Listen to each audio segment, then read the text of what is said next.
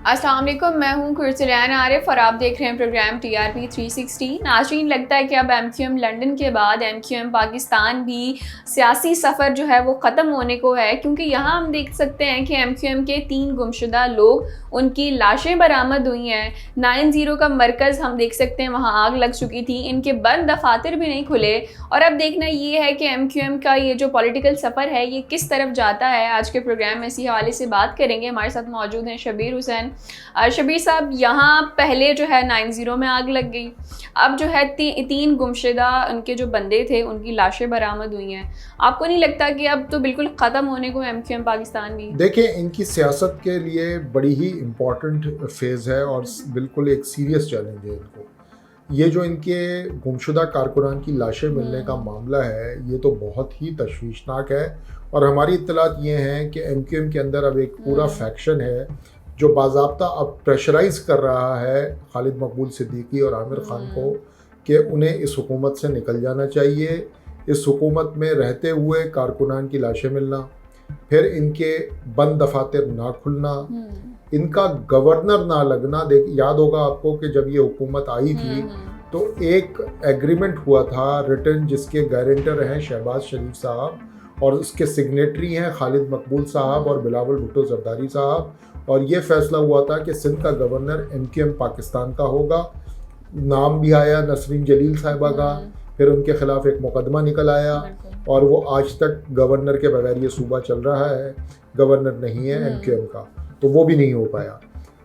अब ये लाशें वाला मामला आ गया और ये इंतहाई संजीदा मामला है। ये वो कारकुनान हैं MQM के जो कि कई सालों से गुमशुदा थे और अब उनकी लाशें मिल जाना, और वो भी इंटीरियर सिंध से मिलना। ये कराची में से नहीं मिली ये डेड बॉडी, या हैदराबाद से नहीं मिली, किसी की नवाबशाह से मिली है, किसी की सांगड़ से मिली है, किसी की एक और शहर से मिली है। तो ये हुआ है ये मामला, तो इंतहाई ख़तरनाक है।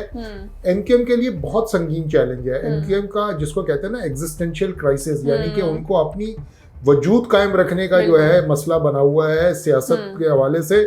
और अब मुझे ये लगने लगा है और बहुत सारे लोगों को ये लगने लगा है कि MQM जो है उसने बहुत बड़ा ब्लंडर कर दिया है इस हुकूमत का हिस्सा बन के, क्योंकि इनके अपने पल्ले कुछ नहीं था नहीं इस हुकूमत के, इन्होंने करना कराना कुछ था नहीं, और ऊपर से MQM इनकी हमनवा बन गई और मुसीबत बन गई। अच्छा शबीर साहब, यहाँ हम देखते हैं MQM वाले वावेला तो मचा रहे हैं कि पहले आग भी लग गई, अब तो बंदे भी, उनकी लाशें भी बरामद हुई हैं। अच्छा, यहाँ हम देखते हैं कि उन्होंने कंप्लेन जो है वो जाके फेडरल में की है, वफाक में, और उनको नहीं चाहिए था कि सिंध हुकूमत से वो कंप्लेन करते कि उनके बंदों के साथ क्या हो रहा है, उनके बंद दफातर में आग लग रही है, इनकी जगहों के साथ क्या हो रहा है। देखिए, ये नो कॉन्फिडेंस शो करता है। ये बात तो देखें ना कि इस सूबे में दो सियासी हकीकतें हैं, एक पीपल्स पार्टी और एक MQM। गो के अब दूसरी भी जमातें उभर रही हैं और उभर चुकी हैं। PTI उभर चुकी है, जमात इस्लामी उभर चुकी है, कम से कम इस शहर के हद तक। लेकिन फिर भी ये दो हकीकतें हैं पीपल्स पार्टी, और इनमें जो है ना तनाव पहले दिन से है, चाहे हुकूमत में एक साथ हों या ये एक दूसरे के मुखालिफ हों, तब भी ये एक दूसरे को ट्रस्ट नहीं करते। ये समझते ही नहीं। MQM वालों से आप जाके पूछें, वो कहेंगे पीपल्स पार्टी वाले क्या करेंगे भाई, उनके वजह से तो ये लाशें मिल रही हैं हमें। अब उन्होंने राना सनाउल्लाह साहब को शिकायत कर दी है। अब राना सनाउल्लाह साहब क्या करेंगे? राना सनाउल्लाह साहब आएंगे और होम मिनिस्टर जो है इस वक्त सिंध के होम मिनिस्टर वजीर आला ही हैं, और वो उनको मुराद अली शाह को कहेंगे कि भाई ये लाशें मिल रही हैं, आपका इत्तेहादी नाराज है, वो किसी वक्त भी जो है वो हुकूमत छोड़ छाड़ के चला जाएगा, तो अब आप क्या करेंगे? तो देखें, MQM को ये बात अब समझनी पड़ेगी, अगर उनको अपने जो भी उनके मानने वाले अब तक थोड़े बहुत रह गए हैं, थोड़े बहुत मैं इसलिए कह रहा हूँ कि अब सबों को पता है कि ज़मीनी हक़ाइक़ कराची के सतह पर बिल्कुल तब्दील हो गए हैं। लोग अब MQM को उस तरह से सपोर्ट नहीं कर रहे जैसे कि की जाती थी।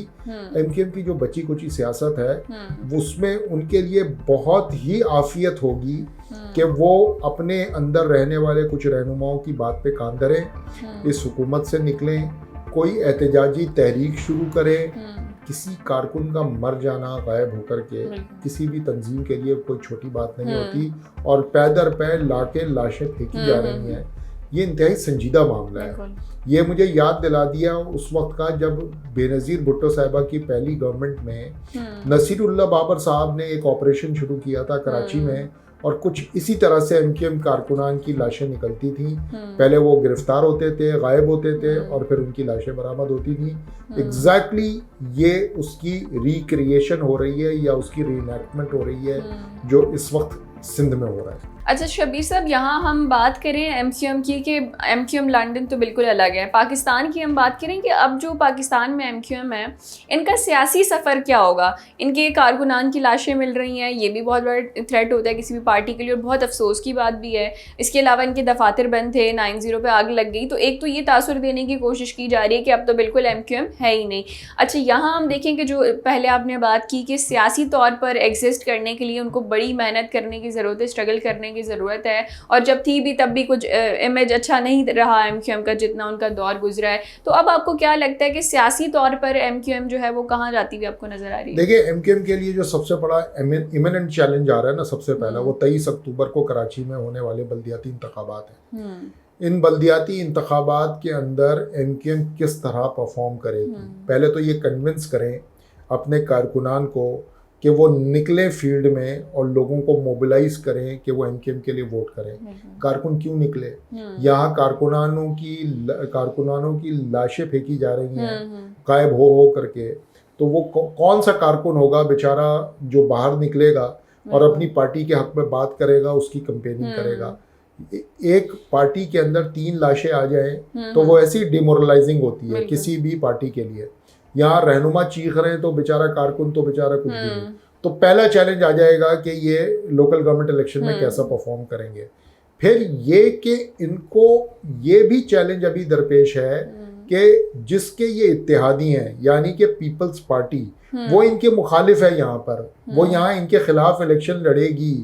मुर्तज़ा वहाब साहब एडमिनिस्ट्रेटर कराची हैं, कराची का मामला सारे के सारे वो चलाते हैं।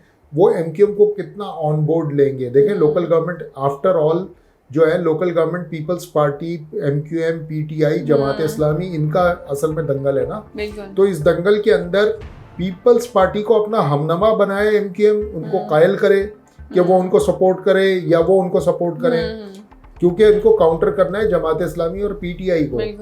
ये ना हो कि पीपल्स पार्टी अपना मेयर लाने के चक्कर में, जैसा कि मुर्तज़ा वहाब साहब को ग्रूम किया जा रहा है, एमक्यूएम को इसमें भी चारों खाने चित कर दे, इनको इस रिंग से भी बाहर कर दे, तो फिर क्या बचेगा इनके पल्ले? बिल्कुल, बस अब देखना ये कि इलेक्शंस होते हैं तो उसमें जो है वो एमक्यूएम के साथ क्या होता है, बंदा उनका होता है कैंडिडेट सिलेक्ट, या फिर वाकई जो है वो पीपल्स पार्टी। और इसके अलावा हम देखेंगे जमात इस्लामी इस वक्त बहुत ज़्यादा स्ट्रॉन्ग चल रही है। उनका जो वो टैग लाइन है कि हल सिर्फ जमात इस्लामी, तो वो अगर हम देखेंगे कराची में इतने मसलों मसाइल हैं और सब यही पूछते हैं कि हल क्या है, तो वो उनका मुझे बड़ा पसंद आया है। लेकिन हम देखना है कि ये जो बाई इलेक्शंस होंगे में कौन सी पार्टी जो है वो विन करती है, जो भी तफसीलात होंगी आपके सामने रखेंगे। नाज़रीन, ये था हमारा आज का प्रोग्राम, फिर हाजिर होंगे नए मौजू के साथ। तब तक के लिए इजाज़त दीजिए, अल्लाह निगहबान।